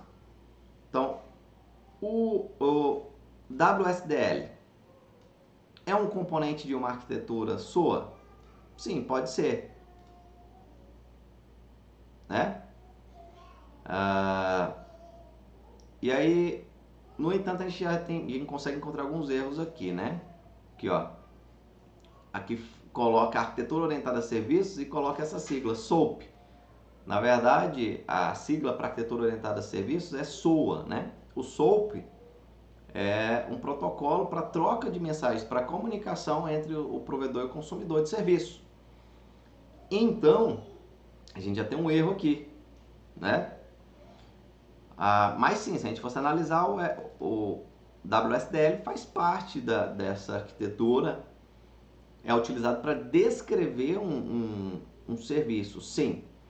Só que aí temos mais coisa, né? E fala que o WSDL é responsável por encontrar o serviço, por encontrar e descrever, quer dizer, por encontrar o serviço e sua descrição. O WSDL é utilizado para você criar o serviço, para você descrever ele, né? Isso é utilizado pelo provedor de serviço para realizar essa tarefa. No entanto, a descoberta do serviço ela vai acontecer através do UDDI, não é isso? O que é o DDI? Universal Discovery, descoberta. Description, descrição, né?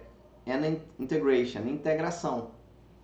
Então, no DDI a gente tem, o DDI vai estar lá no registro de serviço e é onde a gente vai, o consumidor vai para descobrir os serviços, para encontrar o serviço. Então, para encontrar o serviço é no DDI e inclusive a sua descrição, não é?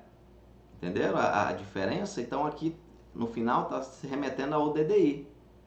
E aqui a gente tem um erro também na hora de definir a sigla. Então essa questão possui aqui diversos pontos de erro.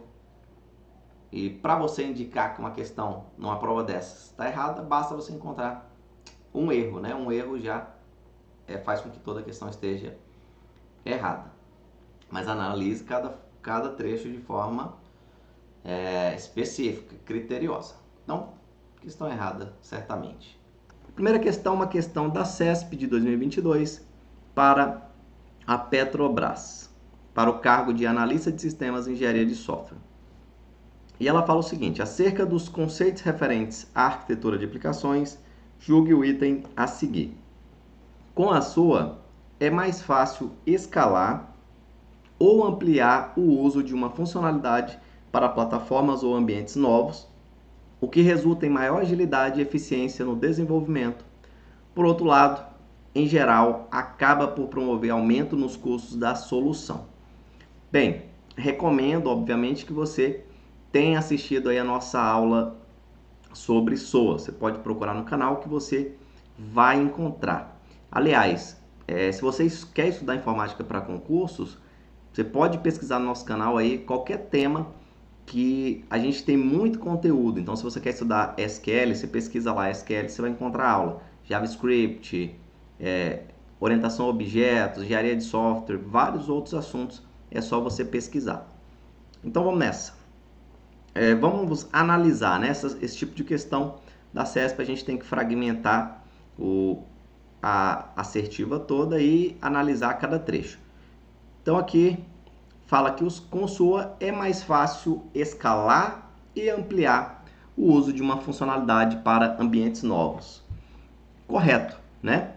A gente aprendeu na aula de SOA que a ideia é justamente você oferecer serviços para sistemas interoperáveis, que muitas vezes são escritos em linguagens, em tecnologias diferentes, mas que eles conseguem conversar por meio da arquitetura orientada a serviços, que pode ser um web service, normalmente mas não exclusivamente, ok? Então, você tem uma funcionalidade e você quer tornar ela disponível, você pode tratar aquilo como um serviço e disponibilizar na internet para que outros sistemas consigam utilizar. Então, isso facilita essa escalabilidade. Você consegue disponibilizar uma função para outros módulos de um mesmo sistema, ou de um sistema da organização, ou de fora. Então, esse primeiro trecho está corretíssimo. O que resulta em maior agilidade e eficiência no desenvolvimento. Com certeza, né? Se fica mais fácil escalar ou ampliar, você tem maior agilidade e eficiência no desenvolvimento. Por outro lado, em geral, acaba por promover aumento nos custos da solução. E aí?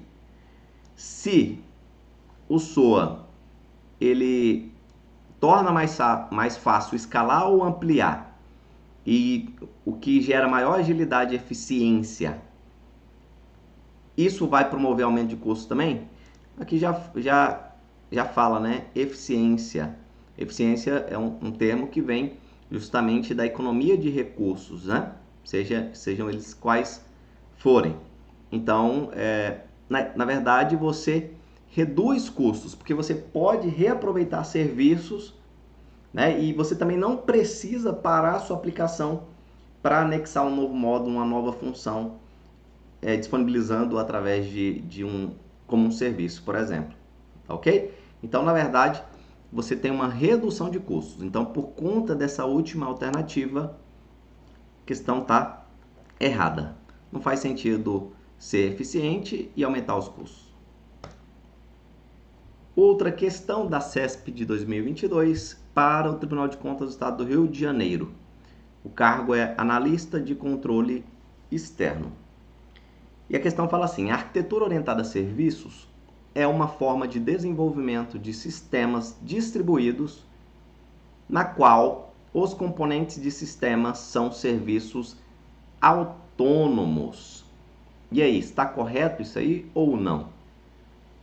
Então, primeira coisa, vamos analisar esse primeiro trecho, que o SOA é uma forma de desenvolvimento de sistemas distribuídos. Bem, a gente precisa analisar, né? As questões elas trazem situações que nos fazem refletir, tá? Então, tomar cuidado com palavras que possam nos induzir o nosso pensamento para um lado ou para o outro, tá? Então, o SOA é uma forma de desenvolvimento de sistemas, desenvolvimento de sistemas distribuídos? Sim, o SOA ele é baseado nesse sistema, em sistemas distribuídos, correto? Então, a ideia é justamente você disponibilizar um serviço para vários outros sistemas, sistemas esses, tornando esses sistemas interoperáveis. Agora, é uma forma de desenvolvimento de sistema? É uma forma? Bem, o SOA é uma forma de disponibilizar e organizar funcionalidades como se fossem serviços. Então, você tem as regras de negócio e você pode disponibilizar essas funções como se fossem serviços. Então, a gente poderia, por isso que eu acabei de dizer agora, né? É uma forma de disponibilizar, de organizar e disponibilizar serviços, funções.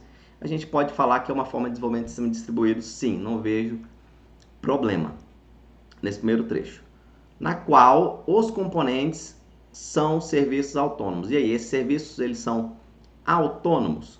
Sim ou não?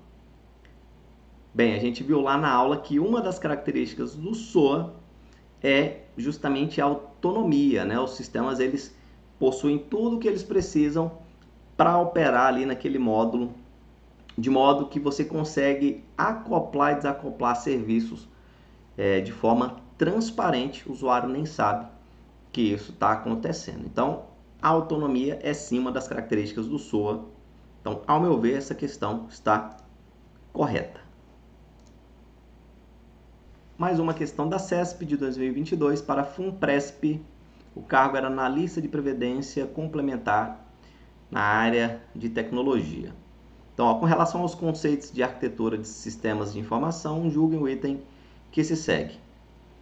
Em uma arquitetura orientada a serviços, o registro central é o elemento que disponibiliza os serviços, enquanto que o provedor age como concentrador de serviços.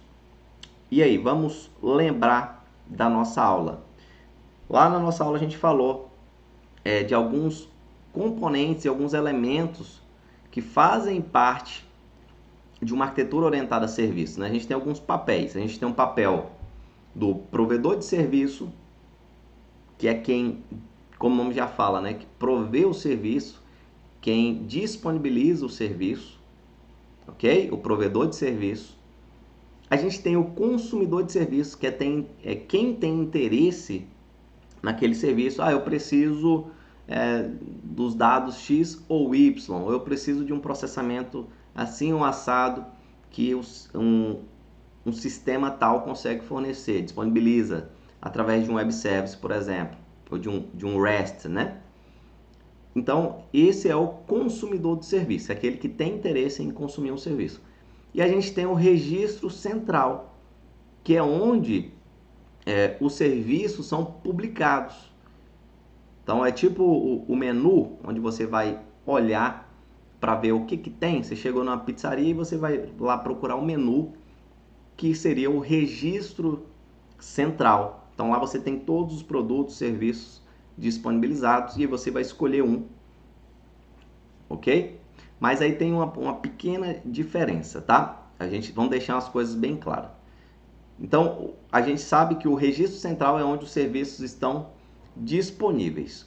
No entanto, quando o consumidor ele quer usar um serviço e ele localiza o serviço que ele quer, quem vai fornecer o serviço não é o registro central e muito menos o serviço está implementado lá no registro central. Então, o registro é só para você saber que existe aquele serviço. E aí lá, você vai obter, no registro central, você localizou o serviço que você quer, você vai obter o contrato formal que descreve o que é esse serviço, o que ele faz e onde que ele está localizado, ou seja, quem é o provedor dele. Entendido? Então, eu acho que o melhor exemplo é como se fosse uma lista telefônica, né? Voltando no tempo aí. Então, na lista, você localiza quem você quer, o que você quer, né? O serviço. E aí você vai entrar em contato direto com o provedor. Então, é assim também.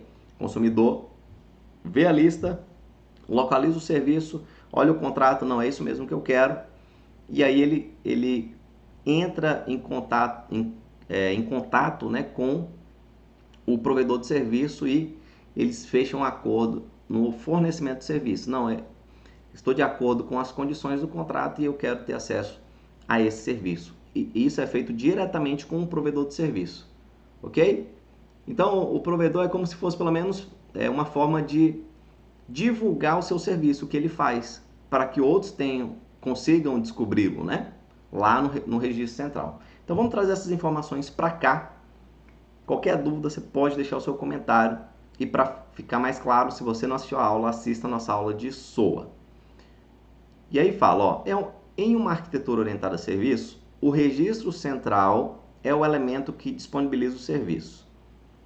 E aí, vamos analisar esse trecho.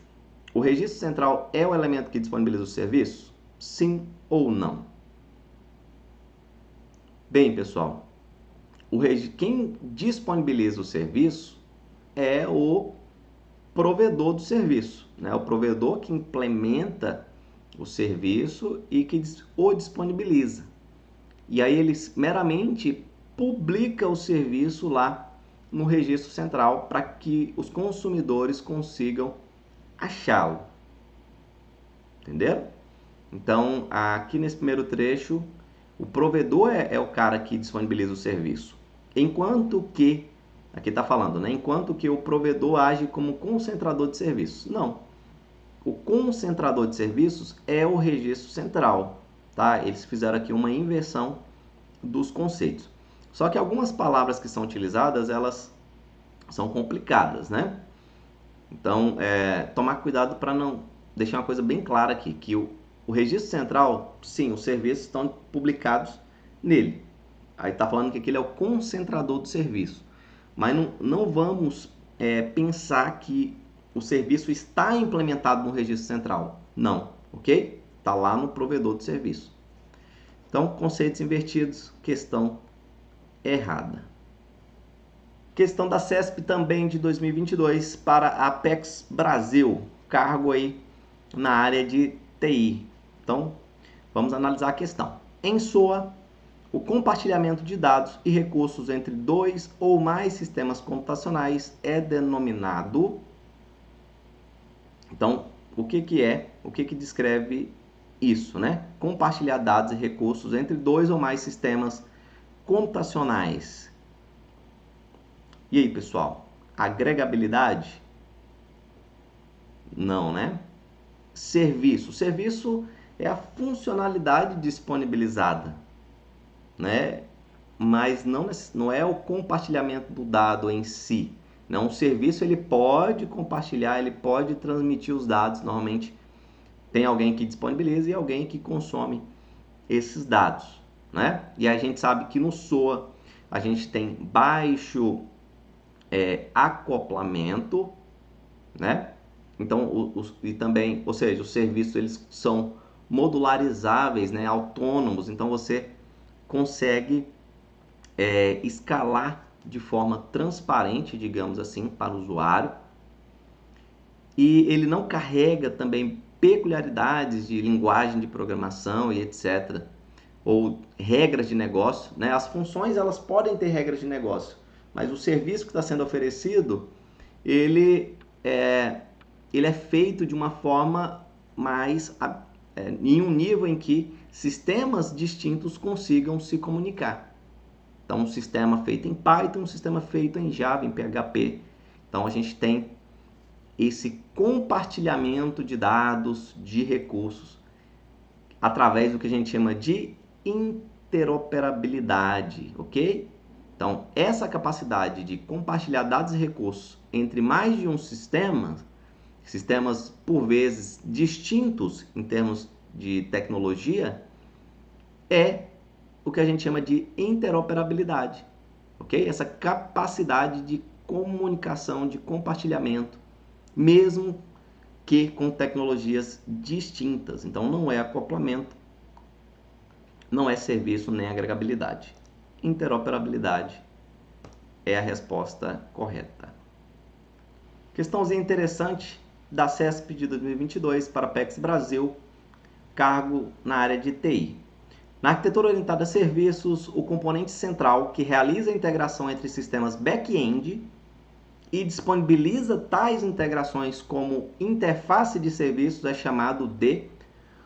Ok, ele quer saber quem é esse cara, né? Qual é essa tecnologia, esse mecanismo que faz a integração entre os sistemas de back-end. Então, vamos supor que eu tenho vários sistemas de back-end que oferecem serviços distintos e aí eles precisam estar integrados e aí que fala que essa integração ela é disponibilizada como uma interface de serviços para os consumidores, né? Então a gente já consegue eliminar algumas alternativas. Vamos lá. Consumidor de serviço. Consumidor é quem consome o serviço. O nome já fala, né? Então a gente pode eliminar essa alternativa. Provedor de serviço. Seria o sistema back-end, né? É o cara que implementa alguma funcionalidade, alguma regra de negócio e disponibiliza isso para os consumidores. Então, o provedor também não é. Orquestração. Bem, a gente viu na aula que existem, basicamente, né, a gente pode falar aqui que inicialmente a gente tem duas formas de organizar o serviço, mas não esgotando todas as possibilidades. Então, a gente tem a orquestração e a coreografia. Na orquestração, você tem um nó central que coordena o trabalho dos demais serviços e só, né, nesse modelo, só o nó central sabe que faz parte dessa composição de serviços. Enquanto que na coreografia, todos os nós, eles trabalham em conjunto para oferecer determinado serviço. Então, todos sabem que fazem parte de uma composição de serviço e que cada um tem que realizar o seu trabalho da forma correta e planejada para que a execução saia como previsto, ok? Então, eles têm que ter coordenação, tá? Eles têm que operar de forma coordenada, na verdade. Ok? Então, orquestração e coreografia. Então, aqui também a gente pode eliminar a orquestração, porque o mecanismo que integra os sistemas back-end é o barramento, né? O Enterprise Service Bus, que é o barramento de serviços corporativos ou empresariais. Ok? Então, através do ESB, Enterprise Service Bus, a gente consegue interligar os serviços e oferecer uma interface para que os consumidores consigam conhecer quais são os serviços e ter acesso a eles, ok? Então é o ESB, Enterprise Service Bus, conteúdo que a gente tem lá na aula de SOA também. Qualquer dúvida, deixe o seu comentário aí, não fique com dúvida, ok? E aí, com base no que a gente viu nessa última questão, a gente tem essa outra aqui, que é interessante, ela traz uma situação diferente. Uma questão aqui da CESP para o BNB, cargo analista de sistemas. Então vamos analisar. Implementações de SOA por meio de um barramento de serviços implicam a criação de um ponto único de falha, uma vez que clientes e serviços da organização não poderão se comunicar se o barramento de serviços se tornar inoperante. Então a gente viu na questão anterior que o ESB, o Enterprise Service Bus, é um barramento que interliga os serviços e oferece uma interface para que os clientes tenham acesso a esses serviços.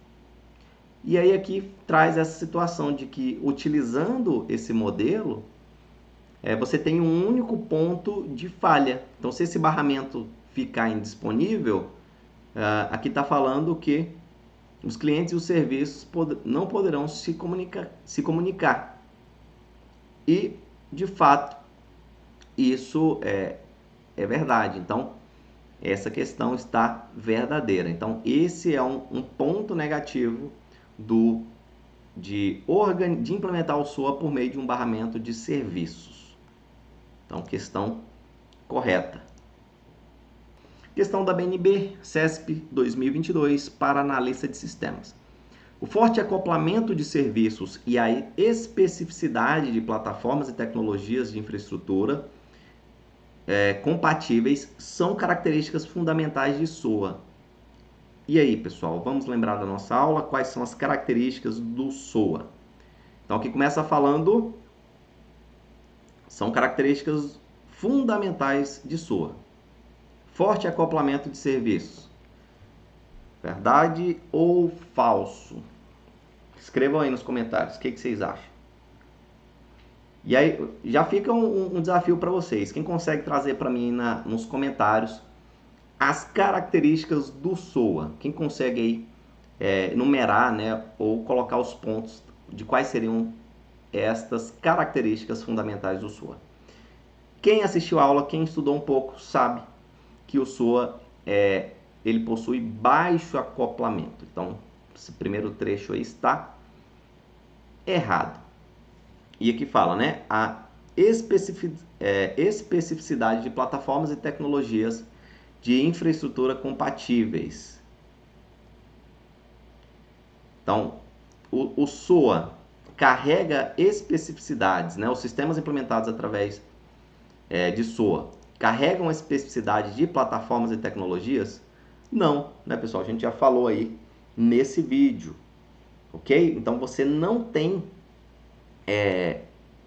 essa característica de levar os detalhes da tecnologia para o serviço, né? Então, a ideia é você oferecer interoperabilidade.